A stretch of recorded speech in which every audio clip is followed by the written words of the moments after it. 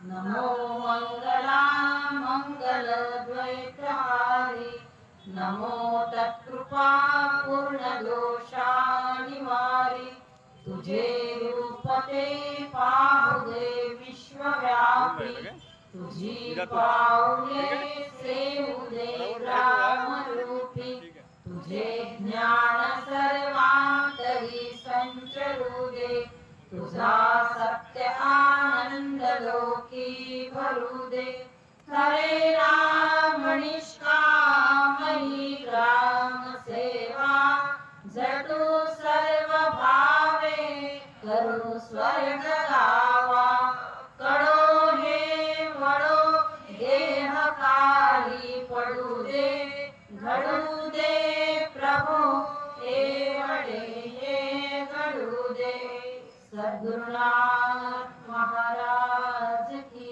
जय. ग्रामगीता अध्याय 12 ग्राम शुद्धी. श्री गुरुदेवाय नमः.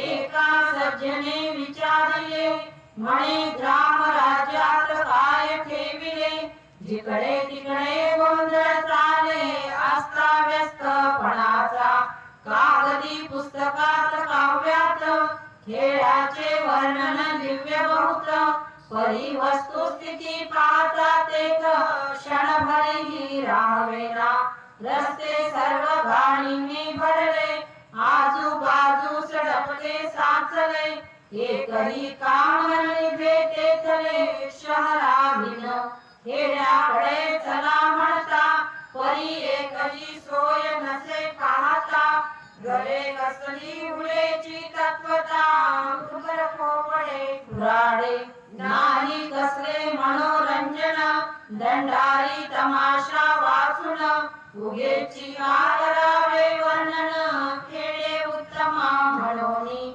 मित्रा तुझे म्हणणे ऐकले माझ्या मणी योग्य ते पटले त्याचे कारण तेही ऐकले पाहिजे श्रोती जेव्हा कार्यकर्ते होती आळसी त्यात उपभोगाची वाढे खुशी तेव्हाच अंतर पडे कार्यासी गाव सेवेच्या एकदा चुकले तरी चाले पण नेहमी चुकतची गेले त्यानेच राज्याचेही मरण ओढवले गती काय गावाची कार्यकर्त्यांनीच घेतली निशा काय पाहता मग गावाची अवदशा सुरू झाला गुंडाचा तमाशा लोक झाले भरतैसे वतनदार इनामदार ग्राम दोषी वेशकर पूर्वी ज्यांना ज्यांना ग्रामाधिकार चुकले त्यांच्या हातुनिया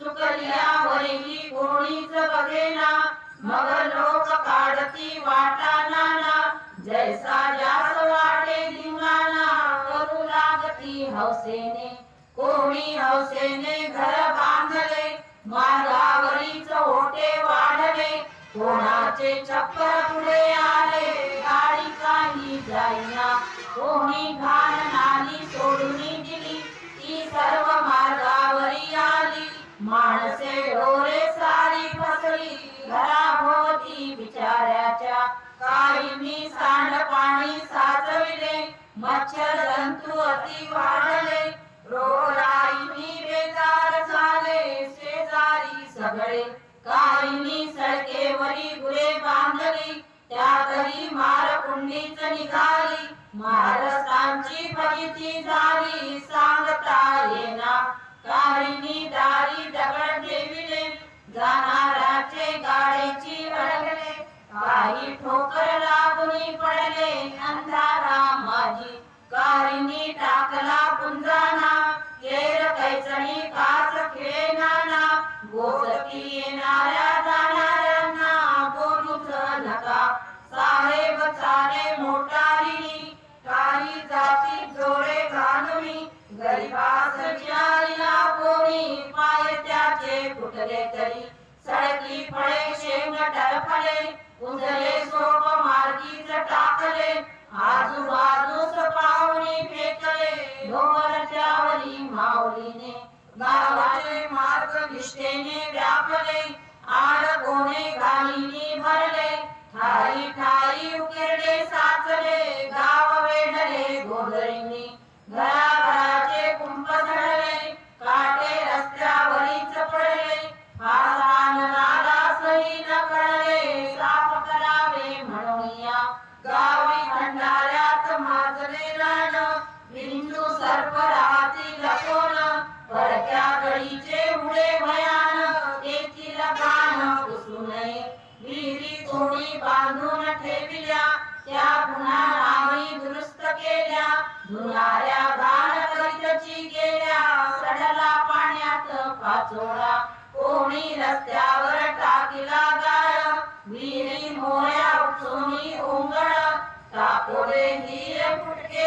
पेल नेलेले उंदीरही त्यावरी श्रीमंतांचे वाढले गोठे रस्त्यावरी चाले ओटे मार्गीच लाकडे विटा गोटे कोण बोले तयांना गावातील पंच झोपले काय म्हणावे नातलग मित्र आपले म्हणून त्यांनी डोळे लावले गाव झाले डोंगर हे ऐसीच विचित्र गावाची स्थिती हे आले माझ्या अनुभवाप्रती म्हणूनच वाटे लावावी सुसंगती गावोगावी आता तरी हे सगळेची दुरुस्त कराया शहाण्याटी जावे खेड्याकडे या आदर्श ग्राम माझी पाया राष्ट्राचा असे म्हणून जे जे गावी शाणे झाले शक्तियुक्तीने पुढे निघाले ते सर्व शहराकडे धावले म्हणून माजले रान इथे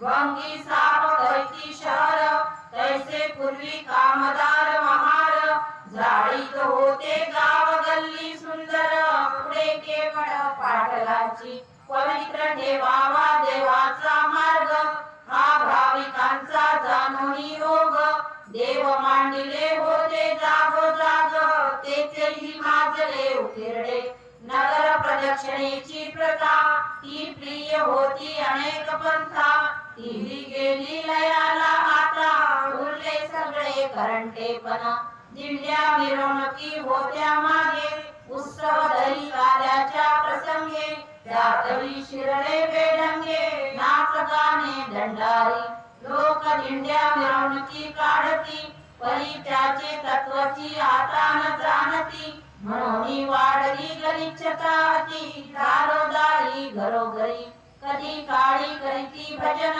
घरोघरी बोलावया जाऊन तुटका विना टाळ दोन मृदंग गेला कामातून मग राहिले वाजंत्री बाजे त्या तरी ताल स्वर अंदाजे कसे तरी लावती साजे लग्न मौज म्हणून या कर्णा शंख घंट्या नगारे एकची गोंधळ करती सारे बेताल होता कोठुनी घरे ताल जीवनी गावाच्या ऐसा झाला ताल तितंबा विस्कळीत झाल्या कीर्तने सभा म्हणती दया यावी रुक्मिणी वल्लभा आपली शुद्धची नाही गाव देवळाची पालखी निघे जो तो तमाशा म्हणून बघे कसली भावना किदळती तुंगे आया पाया पाहुनी चालताना शिस्त नाही जन लोकांची अजीब घाई कोणाचाही पाय पोस नाही पायी कोणाच्या कोणी कोणाचे ऐकेना पुढे धसावयासी करी धिंगाणा याचे शिक्षणाची नाही कोणा कैसे चालावे मार्गाने नाही चालणारी शिस्त चालती जैसी जनावरे समस्त माणसाचे चालणे जी स्वस्त विसरले लोक मार्गी लागती ठोकरा कितीकांच्या बोटांचा झाला चुरा देता बसे मागे समोरा करिता प्रदक्षिणा ही सारी सध्याची ऐसी प्रदक्षिणा ही प्रदक्षिणेची विटंबना मार्गाची जाण साफ होईना प्रदक्षिणा काय कामाची म्हणूनच काढली रामधून वावयासी गावाचे पुनर्निर्माण सेवा मंडळ संस्थेतून उदय केला कार्याचा मित्र हो रामधून नाही आजची ही आहे परंपरा प्रदक्षिणेची प्रदक्षिणेत योजना होती कार्याची हीच आहे रामधून मी समजतो गावरी शरीर त्यास राखावे नेहमी पवित्र त्यानेच नांदेल सर्वत्र आनंद गावी जैसे आपण स्नान करावे तैसे गावही स्वच्छ ठेवीत जावे सर्वची लोकांनी जिजून घ्यावे श्रेय गावाच्या उन्नतीचे आपण तेवढे स्वच्छ राहावे भोवती गलिच्छ वातावरणाची पहावे याने सुमंगलता कधी न पावे तन मन होई दूषित म्हणून स्वच्छ ठेवावे दुकान घर नाल्या मोऱ्या सडका चौफेर मग रामधूनची फेरी सुंदर काढावी आबाल रुद्रांनी रामधून पूर्वी गाव पूर्ण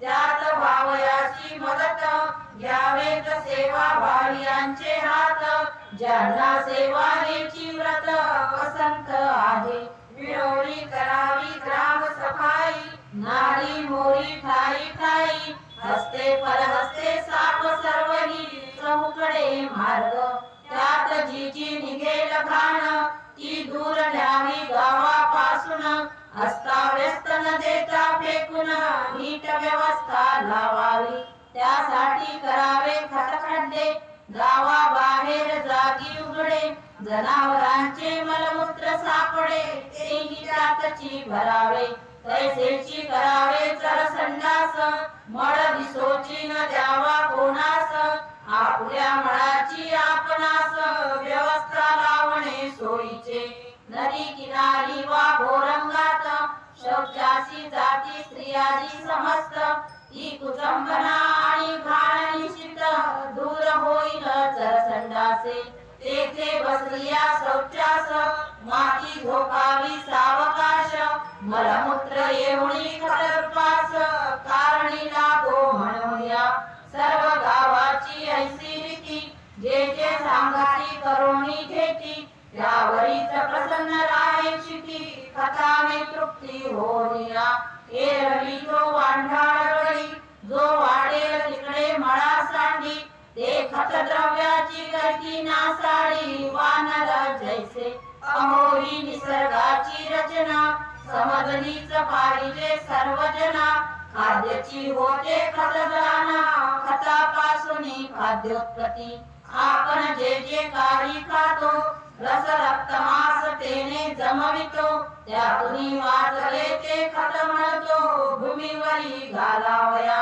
त्या खताची झाली जोपासना तीच पडते काढाया उत्पन्ना खतग्रस्ता भूमीची दैना होऊ लागे मूत्रविष्ठा हड्डी मिसळली त्याने भूमीच स्फूर्ती चढली पुन्हा पेरणी करिता उद्भवली प्रचंड कणसे वरी गाव हे समजेना याचे ज्ञानची नुरले कोणा करीती विष्ठेचा धिंगाणा आपणा सहित गुरांच्या गोऱ्या करुणी जाळीती ते महालाभास आचवती शेणात आहे लक्ष्मीची वस्ती धर्मग्रंथ ही वचनायचे म्हणून सर्व गावाचे मलमूत्र जमवणी झाकावे जाणूनी तंत्र त्याने गावाची जमीन सर्वत्र खतवणी द्यावे याने दूर होईल घाण थांबेल रोगराईचे नुकसान आणि पिकेल अधिक धान्य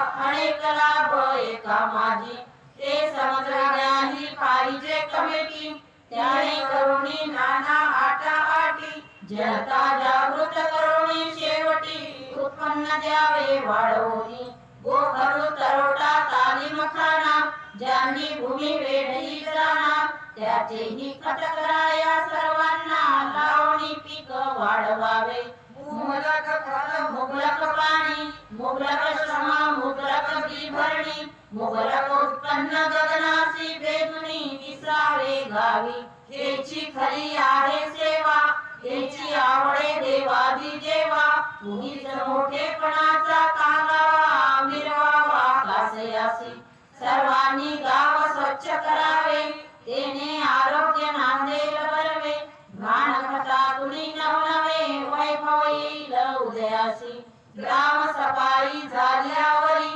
राम म्हणून काढावी नाम गजरी स्वच्छते सवेच पावित्र्य निहारी वातावरणी यावयासी प्रातकाळी सामुदायिक नाम गजर सुख स्वराज्य तो टिकवी सुंदर त्यासाठीच ब्राह्म्य मूर्त राम प्रहर वेद ही म्हणे यावरी श्रोते विचारिने प्रश्न तैसी प्रदक्षिणेची रामधून जेणे घडेल ईश्वर भजन आरोग्य हेही संपादे रामधुनची ऐकारिती आधी करा ग्राम शुद्धीती जेणे स्नान घडे गावाप्रती आरोग्यदायी निघण्यापूर्वी सगळे नारायण करावे सडा समार्जन सर्व गावाने मार्ग झाडून आनंद भुवन निर्मावे जिकडे तिकडे पाणी शिंपावे मार्ग रांगोळ्यांनी सजवावे फुलांचे सुंदर बांधावे आम्रतोरण ठिकठिकाणी शोभवावे मैदान आपुलाल्या श्रमाचे प्रदर्शन दारादारात ठेवावे मग जमोनी सकळ सेवक जने रामधून काढावी गांभीर्याने प्रथम रांग चातुर्याने संग्रामी शोभे ऐसी लहान मुले मुला माझी तरुण युवक तरुणा माझी वयोवृद्ध सहजासहजी वृद्धा माझी योजावे स्वतंत्र चालवाव्या महिला मुली मार्गी आणावी शोभा सांगली जिथे म्हणणाऱ्यांची योजना केली पाहिजे मधामधातुनी बाजूनी चालवावे सेवक जन सेवक गणवेशात परिपूर्ण त्यांनी सांभाळावी सेवकांची लाईन दोन दोन चालवावे एकाने धरावी घंटा हाती दोन ठोके द्यावेत काटेवरती चालू लागेल ठरली या पद्धती रामधून जागे मुनी रघुपती राघव राजा राम पतित पावन सीताराम म्हणावे गायकाने प्रथम मग म्हणावे सर्वांनी अति धीराची चाल धरावी ओढ शिस्त सांभाळावी मग गीते गायकाने म्हणावी राष्ट्रभक्ती भावनेची काही म्हणावी ग्रामावर काही म्हणावी भक्तीपर काही म्हणावी निरंतर चारित्र्यवान करणारी चौघातुनी दारातुनी जात असता शांतपणी जय घोष गर्जवावे मेदुनी गगन सारे गुरुदेवाच्या जय जयकारे भारत मातेच्या नामोच्चारे साधू संतांच्या घोषे उद्गारे जागृती करावी आनंदे मार्गी थोरा मोठ्यांचे चित्र प्रदर्शन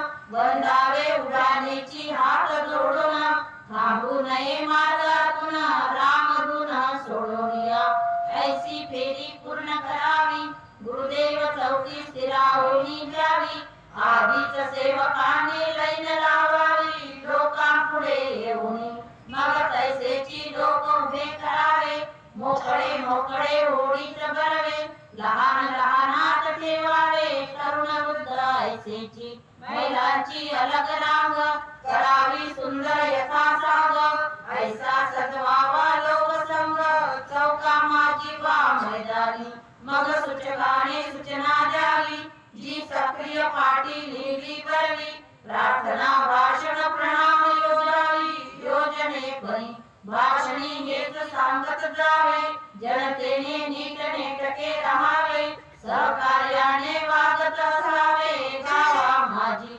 जेव्हा वाढेल मार्गी गाण तेव्हा होईल मलिन मन तया योगे विकास पूर्ण राहील ढवण जीवांचा सर्वांनी स्वच्छ शिस्तबद्ध व्हावे परस्परांशी प्रेम करावे दरिद्र गाव स्वर्ग व्हावे सर्वतोपरी भाषणानंतरी जय घोष करून मार्गी वळवावे सकळ जन शांतपणे चालाया सांगून रामधून संपवावी शेवटी जावे सेवक जनी अति प्रसन्न होई म्हणे स्वर्ग उतरेल या योजने रामा माझी लोकांना मार्गी चालता येई नये म्हणून काढला हा उपाय गरीब अमीर अनपढ सर्व हे शिकती चालणे या माझी दोघा दोघांच्या गती रांगा एका मागुणी एकाची जागा गाव पवित्र करी भजन गंगा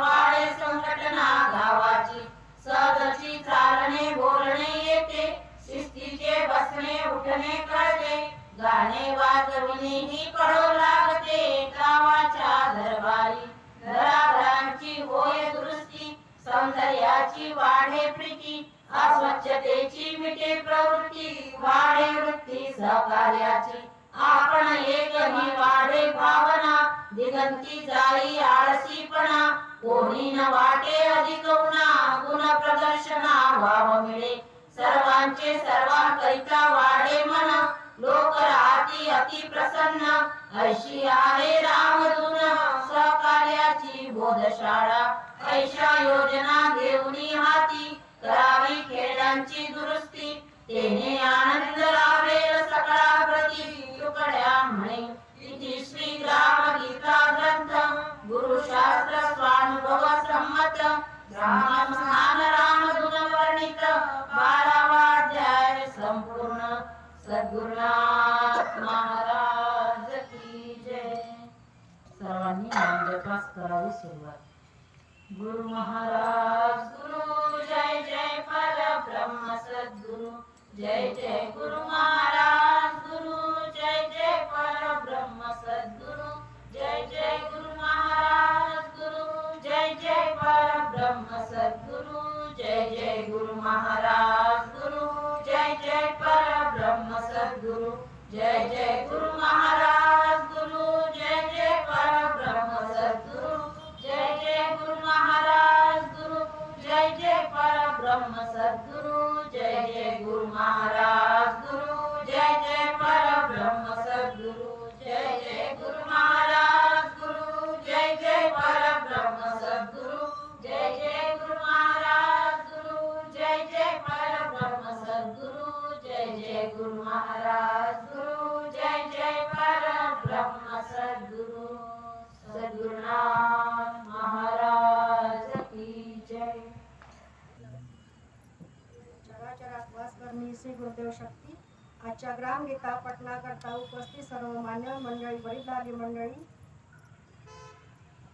ज्येष्ठ मंडळी, आताच आपण नुकतेच अध्याय 12वा ग्रामशुद्धी यावर पठण केलेले आहे.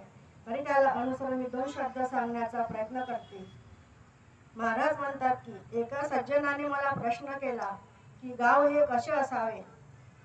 तरी मी त्यांना हे सांगितलं की गाव हे स्वच्छ सुंदर सौंदर्यवान असावे आणि आपल्या गावामध्ये कोणते गलिच्छपणा नसावे आणि आपल्या गाव हे नेहमी स्वच्छ असावे.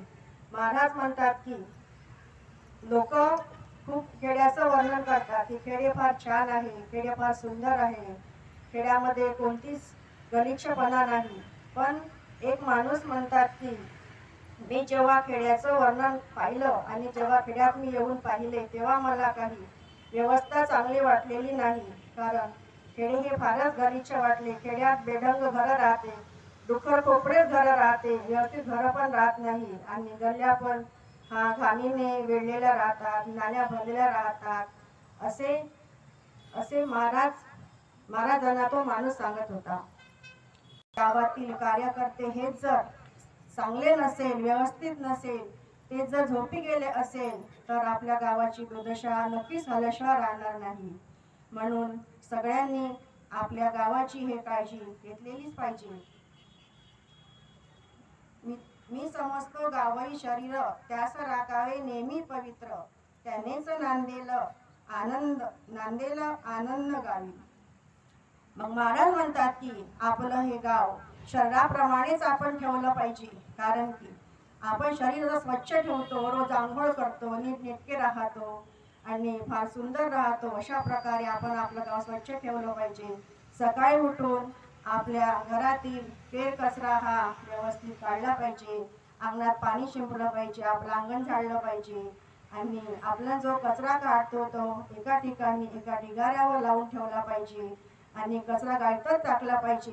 तेव्हा आपला गावा स्वच्छ राहील आणि सुंदर राहील. महाराज पुढे म्हणतात की कोणी हौसेने घर बांधिले, मार्गावरी ओटे वाढले, कोणाची छप्पर पुढे आले, गाडी काही जाईना. मग आपण जेव्हा सुंदर घर बांधतो तेव्हा आपण घर बांधताना हीच काळजी घेतली पाहिजे की आपले छप्पर पुढे येणार नाही, आपले ओटे पुढे येणार नाही आणि जाण्या येणाऱ्या लोकांना कोणता त्रास होणार नाही. आपण याची काळजी घेतली पाहिजे असे महाराज आपल्याला सांगतात. काहींनी सांडपाणी साचविले, मच्छर जंतूही अति वाढले, रोगराईने बेजार झाले शेजारी सगळे. मग आपल्या घरी शौचालय असते, मग आपण काय करायला पाहिजे, शौचालयाचं पाणी हे रस्त्यावरती न काढता ते एका नालीमध्येच काढायला पाहिजे, जेणेकरून त्या पाण्याची अस्वच्छता होणार नाही आणि शेजाऱ्या पाजाऱ्यांना त्रास होणार नाही आणि आपलं घर सुद्धा आणि शेजारी पाजारचे लोक सुद्धा आणि त्यांचे घर सुद्धा हे सुंदर राहील, स्वच्छ राहील आणि कोणतीच घाण होणार नाही. याची आपण काळजी घ्यायला पाहिजे. नाही चालणाऱ्याची शिस्त चालती जनावरे समजत, माणसाची चालण्याची स्वस्त विसरले लोक.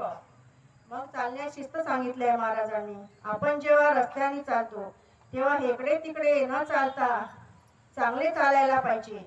कारण चालाय शिस्त हे आपल्याला महाराजांनी लावलेली आहे की आपण कसे चालावे.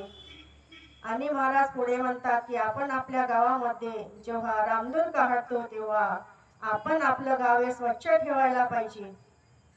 रामधूनच्या पहिले आपलं सर्व पूर्ण गाव स्वच्छ करावं, सौंदर्यवान करावं, जागोजागी पाणी शिंपावे, थोरांचे फोटो लावावे, रांगोळ्या काढाव्या, नंतरच आपण रामधून काढावी. नाहीतर हे रामधूनची विटंबनाच होईल, रामधूनचा अपमानच होईल. म्हणून महाराज असे म्हणतात की सगळ्यांनी याची काळजी घ्यायला पाहिजे, सगळ्यांनी याच्याकडे लक्ष द्यायला पाहिजे. तेव्हा आपला गावा स्वच्छ राहील आणि सुंदर राहील. महाराज पुढे म्हणतात की म्हणून काढली रामधून वावयासी गावी पूर्ण निर्माण, सेवा मंडळ संस्थेतून उदय केला कार्याचा. मग महाराजांनी सेवा मंडळाची स्थापना केली. कशा करता केली? का जेणेकरून त्या योजनेतून आपलं गाव स्वच्छ राहील. कारण आपलं गाव स्वच्छ करायसाठी काहीतरी उपाय त्यांनी केला, कारण का त्या कारणाने आपलं गाव स्वच्छ होईल. म्हणून हे रामधूनची परंपरा लावलेली आहे. ते पहिलेपासूनच आहे आणि आता सुद्धा ते चालू आहे असे आपल्याला महाराज सांगतात. तुम्हाला एक प्रसंग सांगते. मंजुळा माता ह्या तुकडोजी महाराजांच्या आई होत्या आणि त्यांच्या वडिलांचे नाव बंडोजी पंत. यांचे जेव्हा लग्न झाले तेव्हा मंजुळा माता ह्या आडकोची बाबांना नमस्कार करायला गेल्या. तेव्हा आडकोची बाबा त्यांना म्हणाले की खाजो खाजो आंबा पोरी परत करजो लवकरी लवकरी. मग मंजुळा माता थोड्याशा हसले आणि त्यांना काही तेवढं समजलं नाही. मग मंजुळा मात्यानी तो आंबा पण घेतला नाही. मग त्या आईने त्यांना सांगितलं की घे, तर त्यांनी आंबा घेतला. मग त्या जेव्हा यावलीला आल्या तेव्हा त्यांचं घर असं होतं की 10 बाय 10ची एक रूम होती आणि त्यांच्या आजूबाजूला केर कचरा, डोबरे, सांपाचे घर होते, विंचवाचे घर होते आणि खूप मोठे ढिगारे. अशा त्या परिस्थितीमध्ये मंजुळा माता राहायच्या आणि त्या कुठे पण मोलमजुरी करायच्या, गावामध्ये वड्या करायच्या, शेवळ्या करायच्या आणि कुणाचे काम करायचे, धुणी भांडी करायच्या. असं जीवन त्यांनी काढलं. बंडोजी पंत हे कपडे शिवायचे. तुकोजी महाराजांचे वडील बंडोजी पंत कपडे शिवायचे. त्यांना व्यसन होतं म्हणून तरी पण ते काम करायचे. एक दिवस काय झालं, मंजुळा मातेला काही दिवसांनी दिवस गेले. मग मंजुळा मातेला दिवस गेल्यानंतर एक दिवस त्यांना प्रस्तुती झाली. मग तुकडोजी महाराज जन्माला आले. तुकडोजी महाराज जेव्हा जन्माला आले तेव्हा आडकोजी बाबा हे आपल्या वरखेडला खूप नाचायला लागले. त्यांना वाटलं की मी जो आंबा दिला होता मंजुळा मातेला त्याचा पुत्र झालेला आहे. मग आडकोजी बाबा तुकाराम भट्टाच्या घरी गेले, म्हणजे मंजुळा मातेच्या घरी गेले, आईच्या घरी गेले आणि त्यांना ते आंबा मागायला लागले. तर त्यांच्या वडिलांनी तुकारामांनी आंबे त्यांना आणून दिले, पण त्यांनी ते आंबे घेतले नाही. ते म्हणाले की मला माझा आंबा पाहिजे. तेव्हा त्यांच्या आईच्या लक्षात आलं की मंजुळेला दिवस गेलेले होते, तुम्ही जाऊन जरा बघा थोडं यावेळेला काय झालं ते. तर मग तेव्हाच घोड्यावर बसून त्यांचे वडील तुकाराम भट्ट हे यावलेला गेले आणि त्यांनी पाहिलं तर तिथे महाराजांचा जन्म झाला होता. तर महाराज आणि जेव्हा पाहिलं, नातू जेव्हा त्यांनी पाहिला तेव्हा त्यांच्या उजव्या पायावर पद्मध्वज चिन्ह होतं. पद्मध्वज चिन्ह असं होतं. तर त्यांना वाटलं की हा खूप थोर पुरुष आहे, हा खूप संत आहे आणि हा खूप आपल्याला मंजुळेच्या पोटी खूप चांगला पुत्र जन्माला आलेला आहे. त्यांना खूप आनंद झाला. मग ते नंतर गावाला गेले, वरखेडला गेले. तेव्हा त्यांनी सांगितलं की आडकोजी बाबांना सांगितलं की मी तुमचा आंबा आणतो, पण थोड्या वेळाने आणतो. नंतर नाव वगैरे ठेवलं तुकडोजी महाराजांचं, माणिक नाव ठेवलं तुकडोजी महाराजांचं. आणि मग 1.25 महिना झाला असताना मग त्यांना वरखेडला नेलं आणि त्यांना आडकोजी बाबाजवळ दिलं. तेव्हा त्यांना पोटाशी धरलं आणि खूप चांगला त्यांचा लाड केला आणि त्याच्या तोंडाला भाकरी तुकडा लावला भाकरीचा आणि त्यांना तुकड्या तुकड्या म्हणून संबोधित केलं. आणि तेव्हापासून महाराजांचे माणिक सोडून तुकडोजी नाव पडले आणि ते जगात आज अमर झाले. नंतर थोड्या दिवसांनी, काही दिवसांनी एक दिवस तुकडोजी महाराज खूप द्रोण होते, बारीक होते. तर एक दिवस मंजुळा माता थोड्या बाहेर घेऊन गेल्या तर त्यांना खूप बारीक दिसले. तर ती काय म्हणे, ती बाई थोडी कपटी प्रकारची होती. तिने म्हटलं की तू मुठभर बिबे घे आणि याला लेप लाव बिब्याचा, म्हणजे तुमचा मुलगा लठ्ठ होईल. तुम्हाला मंजुळा मातेला काही कळलं नाही. त्या खूप साध्या भोळ्या होत्या, त्यांना काही तेवढं समजत नव्हतं, पण धार्मिक खूप होत्या, भक्तिवान खूप होत्या मंजुळा माता. तर त्यांनी बिबे घेतली आणि त्यांना लावले. तर तेव्हा ते त्यांचं अंकुर सुजून आलं आणि त्यांना खूप वेदना होऊ लागल्या. पण मंजुळा मातेला काही समजत नव्हतं. त्यांना वाटलं की माझा मुलगा लठ्ठ पडला आणि सुंदर दिसून राहिला. नंतर बंडोजी पंत घरी आले तेव्हा त्यांना वाटलं की तुकडोजी महाराजांना तू काय केलं, हे काय लावलं बा. माणिकबा रडत होते. तर त्यांनी तिला तू पागल आहे का, तू मॅड आहे का, असं 2-3 उद्गार त्यांनी तिला काढले. आणि नंतर पोटात औषध देऊन वरून औषध लावून त्यांनी त्या तुकडोजी महाराजांना चांगले केले. नंतर काही दिवसांनी तुकडोजी महाराज मोठे झाले तेव्हा त्यांना ते भजन करायचे. 1 तास एका पैशामध्ये 1 तास भजन करायचे, अशी त्यांनी समोर खूप अनेक प्रकारची लीला केली. तुकडोजी महाराज हे देवाचा अवतार आहे हे सगळ्यांना माहीत आहे, म्हणून त्यांनी सगळं ते दुःख सहन केलं. आयोजकांनी इथे मला बोलण्यास संधी दिली त्याबद्दल मी त्यांचे आभार मानते. आणि तुम्ही ऐकून घेतलं, तुमचे आभार मानते. मग तो शब्द हरीच्या चरणी अर्पण करते. धन्यवाद. जय गुरु. त्याबद्दल मी त्यांचे ग्रामजयंती महोत्सव समितीतर्फे आभार मानते. आणि उद्याचा अध्याय आहे 13वा. आरती जय जगदीश्वर की, दयाघन सद्गुरु सुख करती. तुम्ही हो कारण ज्ञान के, तुम्ही हो आगर जानन के. तुम्ही हो कारण जानन के, तुम्ही अवतार जानन के. तुम्ही अधिकारी मानन के, तुम्ही प्रतिपाल जानन के. बतायो ज्ञान अज्ञानन को, मिटायो जन्म मरण उनको. ये जग पार दियो आधार, बता कर सार मिलायो रूप हरिहर की. दया घन सद्गुरु सुख करती.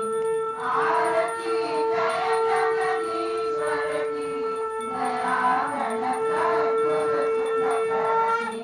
पंथ निर्वाण तुम्हारा है, देख कर काज करारा है. सहज के सहज उजारा है, सहज मोह सहज नियारा है. सहज का मंत्र प्यारा है, जपे वह जग से न्यारा है. लगे नहीं गरमाला इनको, लगे नहीं ताल सुराई इनको. सहज धर ध्यान हटे तन भान, मस्त हो जान मिले निजदार सुखागर की. दया घन सद्गुरु सुख करती. आरती जय जगदीश्वर की, दया घन सद्गुरु सुख करती. तुम्हारा ऊंचा है दरबार, लगे नहीं बेदन को भी पार. द्वार पर खड़े नगाड़े द्वार, चले दर्शनादो की झनकार. बना है विवेकार जनिहार, झिलमिल ज्योत जले जगदार. अंग पर पंच धातु की शाल, गले में सात रत्न की माल. सदा रहे मगन लगाइयो लगन, रूप नित नगन चाहता राखे सुर नर की. दया घन सद्गुरु सुख करती. आरती जय जगदीश्वर की, दया घन सद्गुरु सुख करती.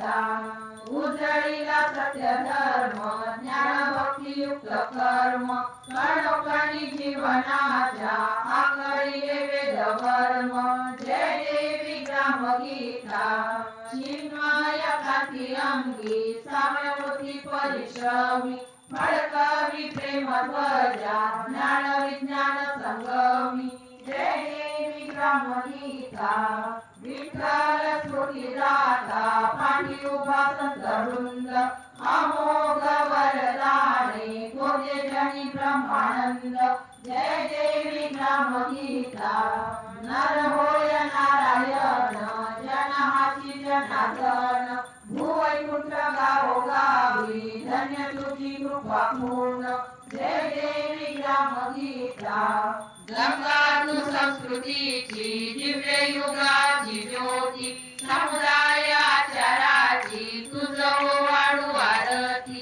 जय देवी ग्राम गीता संसार सार भाया मार्ग दावीची आम्हा सद्भावे शरणागत गुरुदास सुदामा जय देवी ग्राम गीता अवतार विश्वमित्रा माऊली भारताची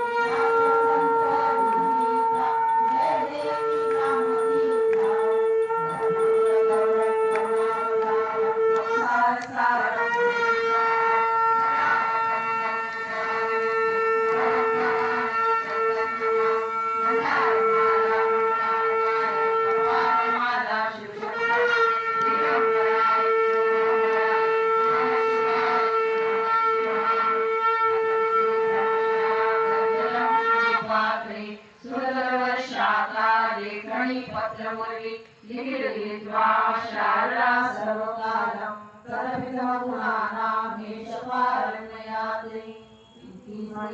पुष्पांजलि समर्पयामि